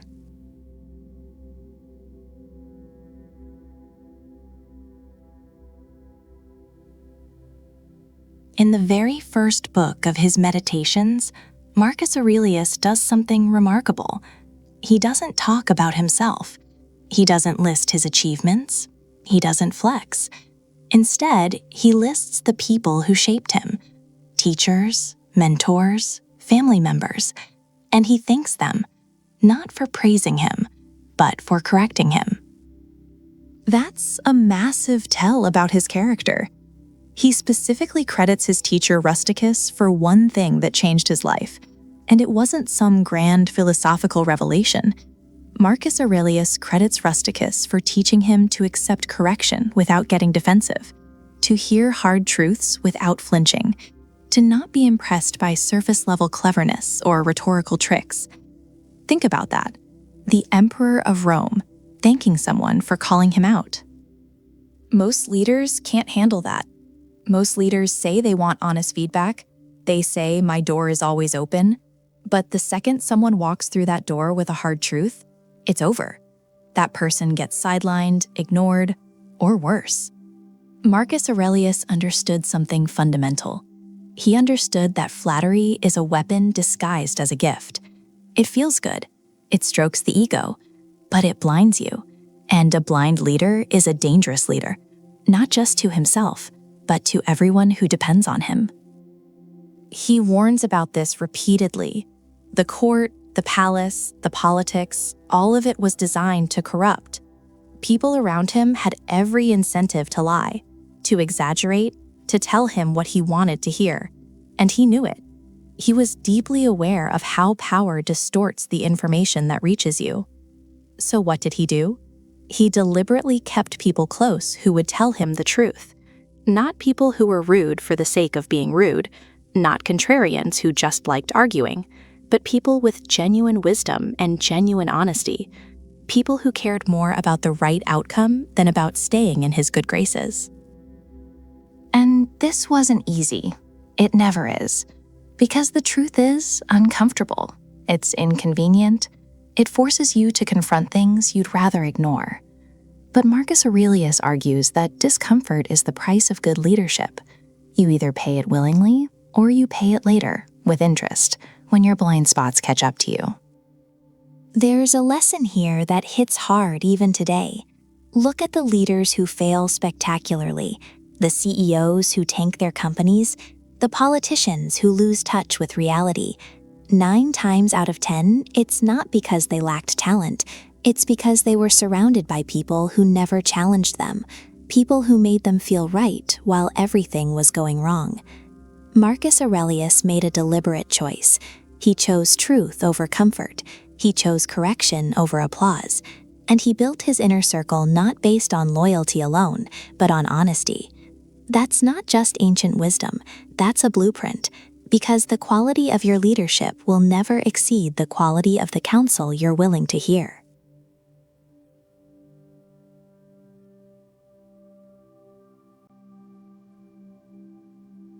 In his private journal, what we now call Meditations, Marcus Aurelius doesn't write about his victories. He doesn't celebrate his conquests. He writes about his failures, his temper, his impatience, his laziness. He calls himself out again and again. He essentially puts himself on trial every single night, and he's both the prosecutor and the defendant. Marcus Aurelius argues that a leader cannot demand from others what he's unwilling to demand from himself. That's the foundation. You don't get to set the standard and then live below it. He warns that the moment you excuse your own behavior, you lose the moral authority to lead anyone. And he's right. Think about it. We've all had that boss, the one who preaches discipline but shows up late, the one who talks about teamwork but throws people under the bus. What happens? Respect evaporates, trust collapses, the whole culture rots from the top down. Marcus Aurelius understood this deeply. He points out that people don't follow instructions, they follow behavior. A leader's conduct is the real policy. It's the real culture. Everything else is just words on a wall. So what did he do? He lived it. During the Antonine Plague, when thousands were dying across the empire, he didn't retreat to a palace. He stayed in Rome. He sold imperial possessions to fund relief efforts. He didn't ask his people to bear a burden he wasn't willing to carry himself. During the Marcomannic Wars, he didn't command from the safety of Rome. He went to the front lines. He lived in military camps for years, cold, exhausted, sick, but present, because he believed that a leader who hides behind his title isn't a leader at all. And here's where it gets even more powerful: being envious, being resentful, and he corrects it in real time, on the page. He argues that corruption doesn't start with a bad decision. It starts with a bad thought you let slide. That level of self-scrutiny is almost unheard of, especially from someone with unlimited power. But that's the lesson. Accountability isn't a policy. It's not a system. It's not something you delegate to HR. Marcus Aurelius makes it clear. Accountability is a personal practice, and it starts at the top, always. When a leader holds himself to a higher standard, it gives everyone else permission. No, it gives everyone else pressure to rise. But when a leader makes excuses, that permission trickles down too, and it's poison. Marcus Aurelius never had someone above him forcing discipline.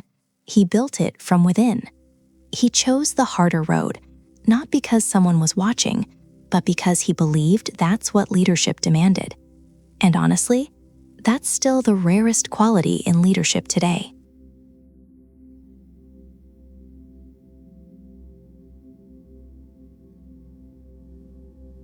Marcus Aurelius didn't lead in some perfect, idealized environment.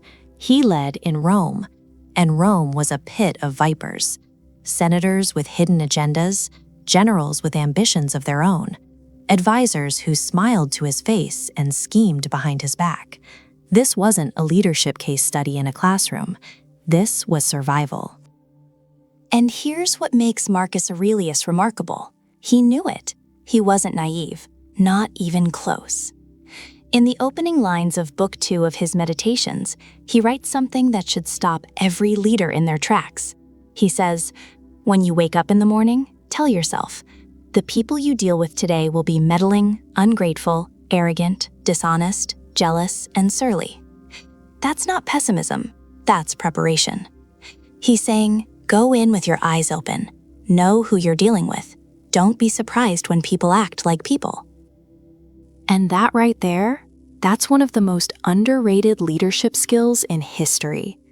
The ability to lead people you don't fully trust without becoming paranoid, without becoming a tyrant, and without pretending the threat isn't real. Most leaders, when they sense disloyalty, they do one of two things.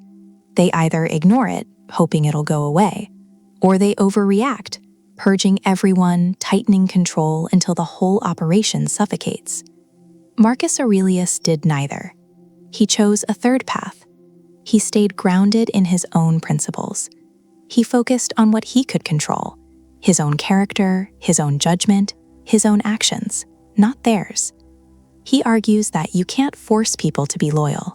You can't legislate trust, but you can refuse to let their dishonesty corrupt who you are. And this wasn't just philosophy on paper. This played out in real life. Avidius Cassius, one of Marcus's own generals, launched a full rebellion against him. This was a man Marcus had trusted with armies, with provinces, with enormous power. And Cassius turned around and declared himself emperor. So what did Marcus do? He didn't rage. He didn't descend into vengeance. When Cassius was assassinated by his own soldiers, before Marcus could even confront him, Marcus reportedly refused to look at Cassius's severed head. He even expressed regret. He wanted the chance to forgive him, to show mercy. That's not weakness. That's a leader so grounded in who he is that betrayal doesn't shake his foundation. But, and this is critical, Marcus Aurelius wasn't soft. He wasn't a pushover. He understood something that a lot of modern leaders get wrong. You can distrust someone's motives and still manage them effectively. You don't have to like people to lead them. You don't have to trust them blindly to work with them. He warns that the moment you start expecting people to be something they're not, that's when you lose, because now you're reacting emotionally. You're leading from disappointment instead of clarity. His approach was brutally pragmatic. Expect the worst, prepare for it, but don't become bitter. Don't let it poison your decision-making. He points out that even difficult, untrustworthy people are part of the same human fabric. They're acting out of ignorance, not evil. And a leader who understands that leads differently, calmly, strategically, without the emotional noise. So here's the real lesson Marcus Aurelius leaves for every leader. You will be surrounded by wolves. That's not a maybe, that's a guarantee. The question isn't whether people around you will disappoint you, betray you, or work against you. They will. The question is, will you still lead with integrity when they do? Marcus Aurelius did, every single time.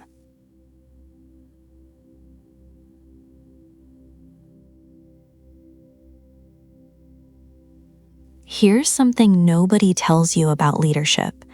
The higher you climb, the more people come for you. Not from the outside, from the inside. The people closest to you, the ones you trusted, the ones you promoted, the ones you defended. Marcus Aurelius knew this better than anyone. He was surrounded by betrayal, generals who plotted against him, advisors who lied to his face, people in his own court working to undermine him while smiling at dinner. And this wasn't some paranoid suspicion. These were real conspiracies, real threats, the kind that could end an empire. So how did he handle it? Not with rage, not with revenge, not with a purge of everyone who ever looked at him sideways. He handled it with something far more dangerous: clarity. Marcus Aurelius argues that when someone betrays you, the first thing you should do is check yourself, not because it's your fault, but because your reaction will define you far more than their action ever will. He warns against letting betrayal turn you bitter, against letting it reshape your character into something you wouldn't recognize. And that's the trap, right? Someone stabs you in the back and the natural instinct is to become harder, colder, to stop trusting anyone, to build walls so thick that nothing gets in, but nothing gets out either. You become isolated, paranoid, and that's how leaders destroy themselves from the inside. He points out that the person who betrayed you is dealing with their own ignorance, their own fear, their own brokenness. That doesn't make it okay, but it puts it in perspective. Their betrayal says everything about them and nothing about you, unless you let it change who you are. Now, criticism, that's a different beast, but Marcus Aurelius treats it with the same discipline. He argues that when someone criticizes you, there are really only two possibilities. Either they're right or they're wrong, and both are manageable. If they're right, good. You just got free information on how to improve. That's not an attack, that's a gift. Most people pay consultants for that kind of honesty. And here, someone's giving it to you for free, and you want to be upset about it? If they're wrong, then why are you bothered? If someone told you the sky was green, you wouldn't lose sleep over it, you'd just move on. So why does false criticism hit different? Because it's personal, because ego gets involved. And Marcus Aurelius argues that ego is the real enemy here, not the critic. He strips it all the way down. Someone's opinion of you, good or bad, doesn't change the reality of who you are. It doesn't add anything, it doesn't take anything away, unless you hand them that power. And that's what most people do. They hand over their emotional stability to anyone with a loud enough voice or a sharp enough tongue. Marcus Aurelius refuses to do that. He keeps that power exactly where it belongs, with himself. So what's the play here? It's simple. Not easy, but simple. When you're criticized, pause. Ask yourself honestly, Is there truth in this? If yes, adjust. If no, let it go. Don't perform outrage, don't seek validation. Just keep moving. When you're betrayed, grieve it if you need to, but don't become it. Don't let someone else's disloyalty rewrite your entire operating system. Marcus Aurelius didn't survive one of the most politically dangerous periods in Roman history by being reactive. He survived it by being steady, by staying rooted in who he was, no matter what anyone else did. That's not weakness. That's the strongest thing a leader can do.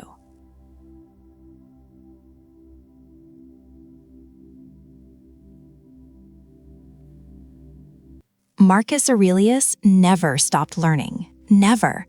Not for a single day. That's not an exaggeration. His Meditations opens with an entire book dedicated to the people he learned from. Teachers, friends, family members, even rivals. He lists them one by one and writes down exactly what each person taught him. Patience from one, humility from another, work ethic from a third. The man cataloged his own education like it was the most important project of his life. And maybe it was. Marcus Aurelius argues, through the way he lived, not just the way he wrote, that leadership without learning is just authority. It's a title, a position, but it's hollow. He points out that the moment a leader thinks they've figured it all out, that's the moment decline begins. Not the moment of some dramatic failure. No. It starts quietly, with arrogance, with the subtle belief that you've arrived. He warns against this repeatedly, and he doesn't just preach it, he lives it. Even as emperor, he studied philosophy. He read, he reflected. Every single night, he sat down and examined his own thoughts and actions, not to celebrate himself, to challenge himself, to ask, where did I fall short today? What did I miss? What can I do better? That's a rare thing, especially for someone with absolute power. And here's the part that really stands out. Marcus Aurelius didn't just learn from people above him, he learned from everyone. He writes about learning discipline from a slave, learning integrity from a political opponent. He didn't care about the source, he cared about the lesson. That's a mindset most leaders never develop because ego gets in the way. You start thinking, what can this person possibly teach me? I'm the one in charge. Marcus Aurelius would say that's exactly the kind of thinking that makes you dangerous. Not dangerous in a good way, dangerous to yourself, dangerous to the people who depend on you. He argues that a leader's growth has to be continuous, not seasonal, not occasional, continuous, like breathing. You don't stop breathing because you breathed yesterday, and you shouldn't stop learning because you learned something last year.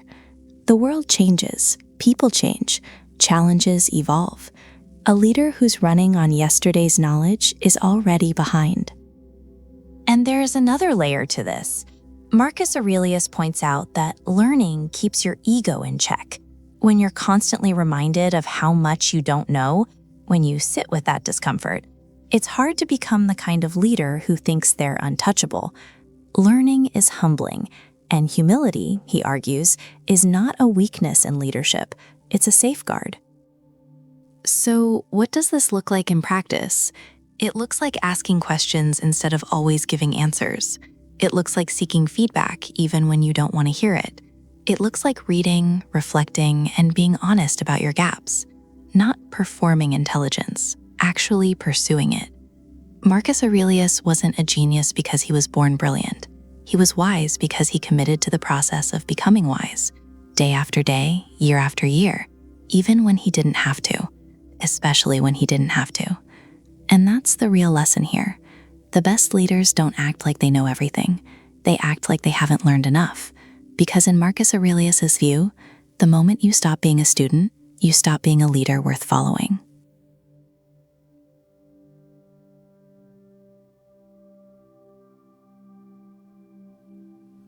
Let's be real for a second. Marcus Aurelius had absolute power. Absolute. There was no Congress to check him, no constitution to limit him, no board of directors to override his decisions. He could have done whatever he wanted, to anyone, at any time. And history is full of Roman emperors who did exactly that. Nero, Caligula, Commodus, his own son, by the way. They had the same power, and they used it to terrorize, to indulge, to destroy. Because that's what unchecked power invites. It whispers to you. It tells you that you're above everyone else, that the rules don't apply to you. But Marcus Aurelius held a completely different view of what it meant to lead. He argues, and this is all through Meditations, that power is not a privilege, it's a responsibility, a heavy one. He didn't see the throne as a reward. He saw it as a post, a duty, something he was called to serve, not something that existed to serve him. And that distinction, it changes everything. He constantly reminded himself not to become Caesarified. That's actually his word. He warns himself, in his own private journal, mind you, not to be dyed in purple, not to let the title, the palace, the authority seep into his identity and turn him into something cold, something cruel, something disconnected from the people he was supposed to protect. That's extraordinary, because nobody was watching. Nobody was going to read those words. He wrote them for himself, which means he genuinely feared becoming a tyrant. He saw that potential in himself, and he fought it every single day. And here's where it gets practical. Marcus Aurelius didn't just avoid tyranny in the dramatic sense. He wasn't just not killing people for fun. He went deeper than that. He argues that a leader becomes a tyrant the moment they stop seeing the people around them as human beings, the moment decisions become about control instead of care, the moment authority becomes about ego instead of service. That's a quiet kind of tyranny, and honestly, it's the most common kind. You see it in workplaces everywhere. Leaders who micromanage every detail because they don't trust anyone. Leaders who punish dissent. Leaders who demand respect but never earn it. They're not emperors, they don't wear crowns, but the dynamic is the same. Power used to dominate rather than to elevate. Marcus Aurelius points out that people don't follow tyrants out of loyalty, they follow out of fear. And fear-based leadership has an expiration date, always. It might work for a while, it might produce short-term results, but it hollows out everything underneath. Trust erodes. Morale collapses, and eventually, the whole thing falls apart. He chose a different path. He led with steadiness, with fairness, with a deep sense of obligation to the people under his rule. Not because he was soft. The man spent years on the front lines of brutal military campaigns, but because he understood that real strength isn't about domination, it's about restraint. It's about having the power to crush someone and choosing not to. That's the kind of leadership Marcus Aurelius modeled.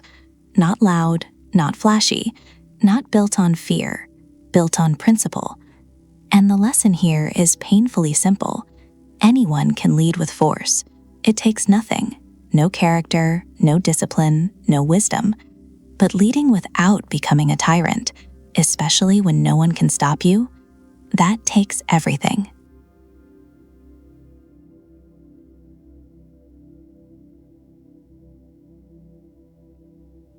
There's this myth we've been sold about leadership, that great leaders are untouchable, stoic in the worst sense of the word, cold, emotionless, detached, like they've somehow risen above being human.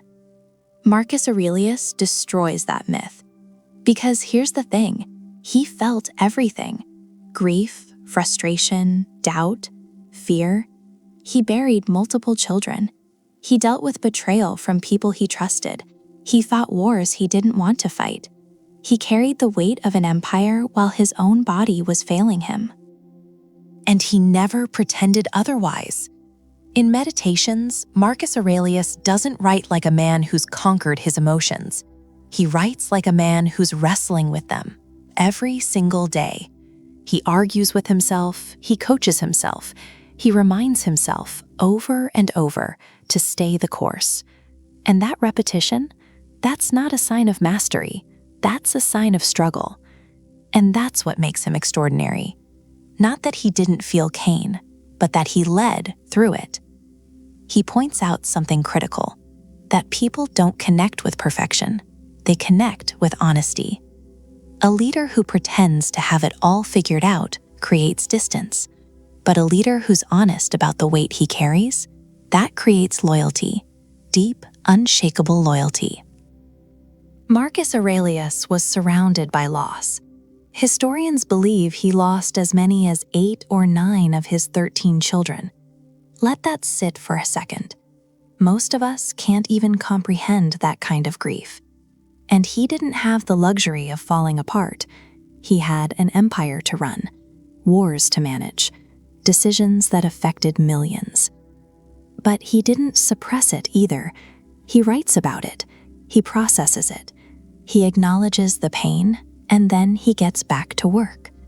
Not because he's heartless, but because he understood that leadership doesn't pause for your suffering. The people who depend on you don't stop needing you just because you're hurting. And here's what separates Marcus Aurelius from so many leaders, ancient and modern. He never used his position as an excuse to become hard. Power has a way of doing that to people. It numbs you, it isolates you, it convinces you that vulnerability is weakness. He warns against this. He argues that the moment a leader loses his compassion, he stops being fit to lead. He practiced empathy deliberately. He writes about trying to understand people who annoyed him, people who wronged him, people who failed him. Instead of reacting with anger, he forces himself to ask, why did they do this? What's driving them? What pain are they carrying? That's not soft, that's sophisticated. That's a man who understood that leadership is fundamentally about people, and you can't lead people you don't bother to understand. Marcus Aurelius also makes a powerful point about endurance. He argues that being human, fully human, with all the mess and struggle, is not a liability in leadership. It's the source of your strength. Because when your people see you carry pain with dignity, it shows them what's possible. It sets the ceiling for resilience in your entire organization. He didn't lead despite being human. He led because he was human, and he never ran from that. So many leaders today build walls. They hide behind titles, behind corporate language, behind carefully managed images. Marcus Aurelius did the opposite. He sat with his flaws. He wrote them down. He stared at them. And he still showed up every single day. That's the lesson. You don't have to be superhuman to lead. You just have to be fully, unapologetically human and keep going anyway.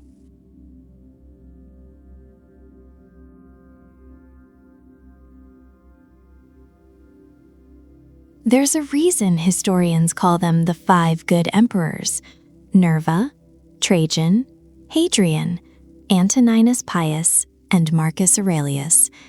These 5 men ruled Rome back-to-back over nearly a century, and that stretch, it's widely considered the golden age of the Roman Empire. Stability, prosperity, expansion, good governance. It was Rome at its absolute peak.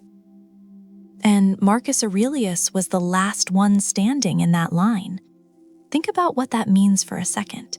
He didn't just inherit an empire, he inherited a legacy, the weight of 4 extraordinary rulers before him, each of whom had set the bar impossibly high. That's not a gift, that's pressure. Because when you follow greatness, the expectation isn't just to maintain it, it's to match it or exceed it. And the thing is, Marcus Aurelius didn't get the easy version of that job. Not even close. Trajan got to expand the empire. Hadrian got to build and consolidate. Antoninus Pius ruled during a period of relative peace. But Marcus, he got plagues. He got wars on multiple fronts. He got economic strain. He got betrayal from within his own ranks. The Antonine Plague alone may have killed 5 million people across the empire. 5 million. And he had to hold it all together. So, no, he wasn't some philosopher sitting in a comfortable palace writing poetry about virtue. He was a wartime emperor, a crisis leader, and he led through arguably the most difficult period any of the 5 good emperors ever faced. But here's what separated him from so many rulers who came before and after. He didn't let the power change him. And in Rome, that was almost unheard of. Power in Rome had a pattern. It corrupted, it consumed. Emperor after emperor fell into the trap. Caligula, Nero, Commodus. The title itself seemed to poison whoever held it. Marcus Aurelius broke that pattern, and he did it consciously. He writes in Meditations almost like a warning to himself. Don't be Caesarified. Don't be dipped in purple. He's literally telling himself, don't let this throne turn you into a monster. That level of self-awareness in a man with absolute power, it's almost unreal. And that's the thing about being the last of the 5 good emperors. It's not just a historical footnote, it's a tragedy. Because after Marcus Aurelius, the line broke. His son, Commodus, took over. And Commodus was a disaster. Erratic, cruel, self-obsessed, everything Marcus wasn't. And Rome began its long, painful decline. So Marcus Aurelius didn't just mark the end of an era. He marked the end of a standard of leadership that said, power is not for your pleasure, it's for your people. That authority comes with duty, not privilege. That the point of ruling isn't glory, it's service. He argues throughout Meditations that a leader's job isn't to be celebrated, it's to be useful, to do the work, to show up, make the hard calls, and then let go of the need for recognition. He didn't chase fame, he chased function. And maybe that's why the Golden Age died with him, because that kind of leadership, selfless, disciplined, grounded, it's rare. It's not something you can pass down through bloodlines. It's something you build through relentless self-work. And Commodus had no interest in that work. Marcus Aurelius was the last of the 5 good emperors, not because history ran out of emperors, but because it ran out of men willing to lead the way he did.